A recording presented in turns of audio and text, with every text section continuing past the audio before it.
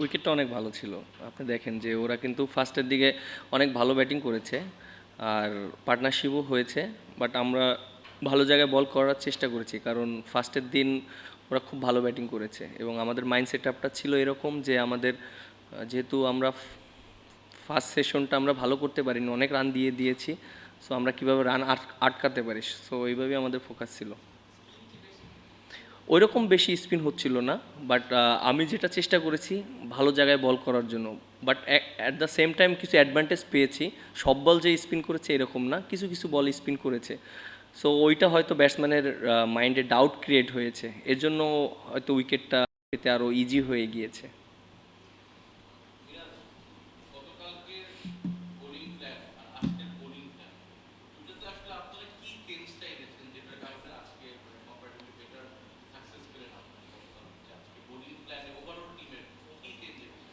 না, আমাদের বোলারদের একটাই প্ল্যান ছিল যে কিভাবে রানটা আটকানো যায় এবং রাইট এরিয়াতে কিভাবে বল করা যায়।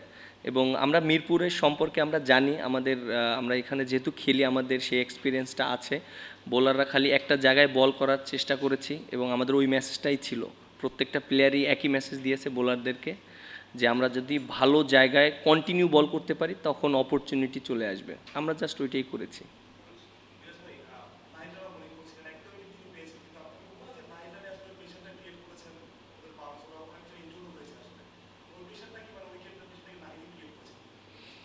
হ্যাঁ, নাহিদ রানা তো ভালো বোলিং করেছে। আর আমার কাছে মনে হয় যে ফার্স্টের দুইটা স্পেল একটু এক্সপেন্সিভ ছিল, বাট আমরা ওকে অনেক আত্মবিশ্বাস দিয়েছি এবং ও একটা ব্রেক থ্রু দিয়েছে, ওটা আমাদের জন্য অনেক ইম্পর্টেন্ট ছিল। কারণ দেখেন যে ওরা রান করে ফেলেছিল, একটা পার্টনারশিপ করেছে, তো এই ব্রেক থ্রুটা আমাদের জন্য খুব ইম্পর্টেন্ট ছিল।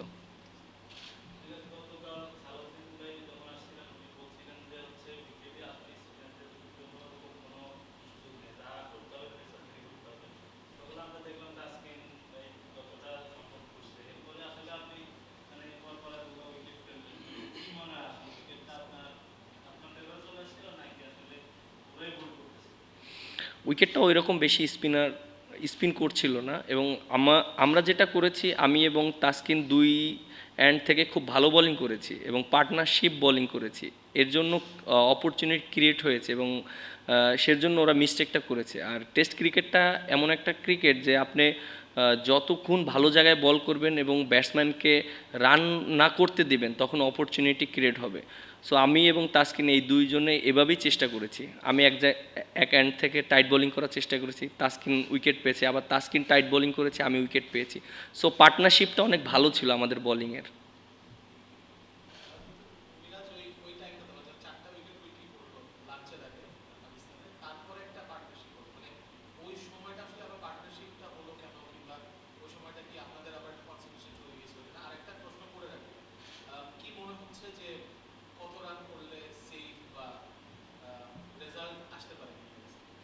দেখেন, পার্টনারশিপ এটা একটা পার্ট অফ ক্রিকেট, পার্টনারশিপ হতেই পারে। আর আমার কাছে মনে হয় যে ওই সময়টা আমরা যেভাবে ওদেরকে প্রেশারে রেখেছিলাম, অপরচুনিটিও চলে এসেছিলো। আনফর্চুনেট আমরা আউটটা করতে পারিনি, নো বল হয়েছে। সো ওইটা যদি হতো তখন ডিফারেন্ট সিনারিও হতো। এবং তারপরে যখন ব্যাটসম্যান লাইভ পেয়েছে তখন তো মাইন্ড সেট আপ অন্যরকম ছিল। বাট আমার কাছে মনে হয় যে আমরা খুব ভালো কামব্যাক করেছি এবং সবাই ভালো জায়গায় ইভেন্ট ফার্স্ট মানে দুইটা সেশনের পরে আমরা যেভাবে আজকে ডমিনেট করেছি, এটা অবশ্যই বলারদের ক্রেডিট দিতে হবে। কোনটা? না, অবশ্যই এখনও 2 দিন বাকি আছে। রেজাল্ট এখনও অবশ্যই 50-50 সিচুয়েশনে আছে, কারণ আমরা অনেক বেশি লিড পাইনি এবং আমরা অবশ্যই রেসপন্সিবিলিটি নিয়ে ব্যাটিং করতে হবে। কারণ ইউ নেভার নো, মিরপুরে আপনি কত রান সেভ এটা আপনি বলতে পারবেন না। বাট মিনিমাম যেন একটা রান করতে পারি, যেটা আমরা বোলাররা ডিপেন্ড করতে পারি। তো আমার কাছে মনে হয় যে প্রায় 290 বা 300 রান একটা ভালো স্কোর হতে পারে এই উইকেটে, কারণ 4-5 নাম্বার দিনে অনেক ডিফিকাল্ট হবে। বাট প্রত্যেকটা ব্যাটসম্যানের এই রেসপন্সিবিলিটি নিয়ে খেলতে হবে।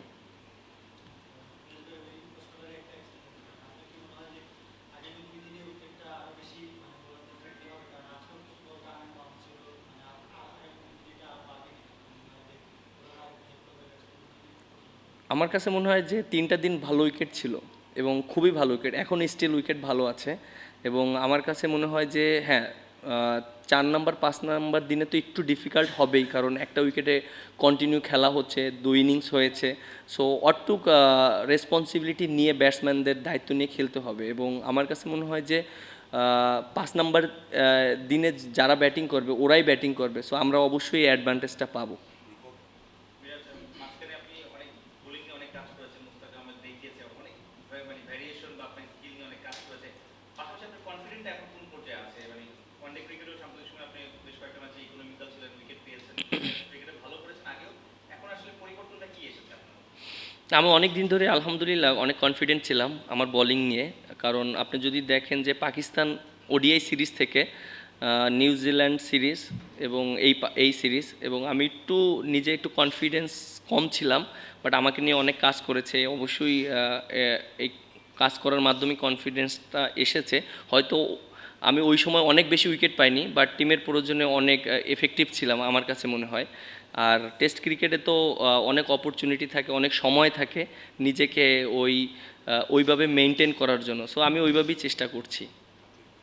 মিরাজ, মানে যখন উইকেটটা ভালো ছিল বলছেন, এই গ্রিন টপ উইকেট তিনটা পেয়েছেন, আপনি এজ আ বোলার তখন আসলে আপনি কি মাইন্ডসেটটা নিয়ে বোলিং করছেন? মানে ধরেন একটা ভালো উইকেট আছে যেখানে পেসার, সবাই বলছে যেখানে পেসাররা অনেক বেশি এক্সাক্ট করবে, বাট সামো পেসাররা পারে নাই, মানে আপনার মাইন্ডসেটটা কি থাকে? জাস্ট ফ্লিকিং, মানে রান বন্ধ করাটাই কি একমাত্র মানে ইয়ে থাকে?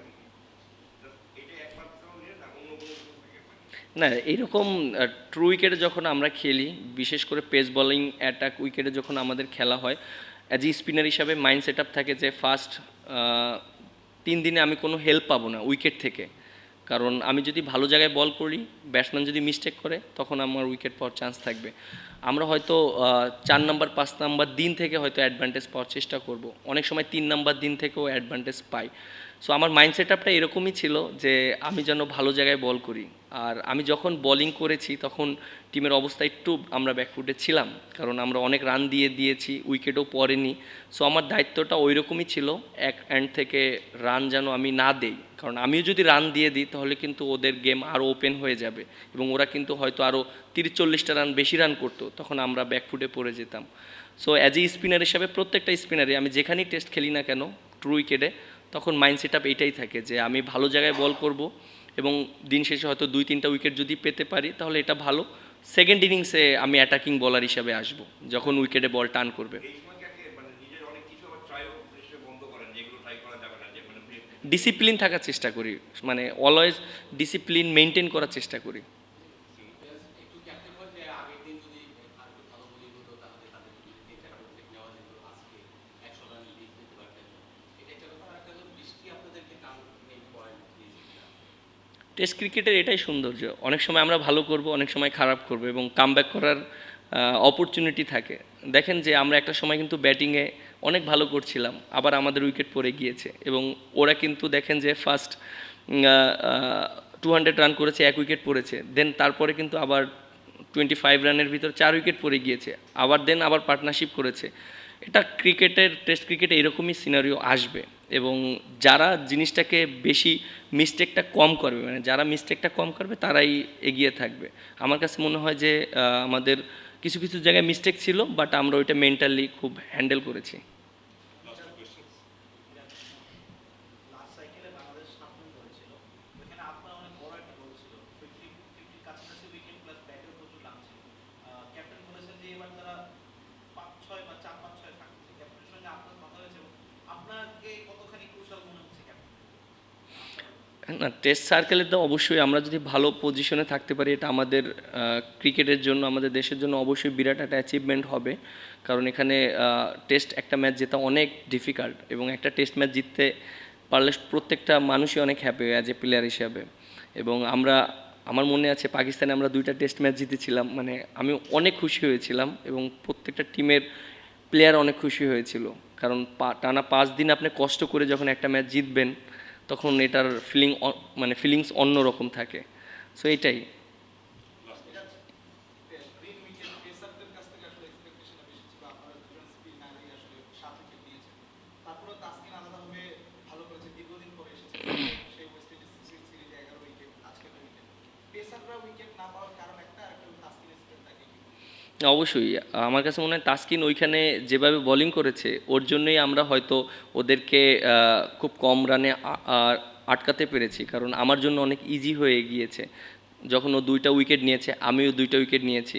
সো আমাদের পার্টনারশিপটা অনেক ভালো ছিল ওইখানে, আমরা প্রায় 10 ওভারের মতন বোলিং করেছি, আমাদের পার্টনারশিপটা অনেক ভালো ছিল।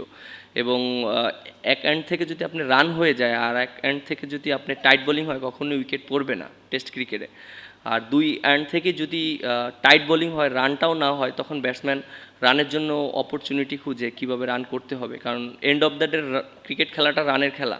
আপনি যদি রান না করতে পারেন, দিন শেষে যত বলই খেলেন না কেন কোনো বেনিফিটেড হবে না। সো আমরা ওইভাবেই চিন্তা করেছি। এবং হ্যাঁ, ওর জন্য একটু ডিফিকাল্ট ছিল, অনেক দিন পর টেস্ট খেলেছে, কিন্তু ওভারঅল আমার কাছে খুব ভালো লেগেছে ওর বোলিং দেখে। এবং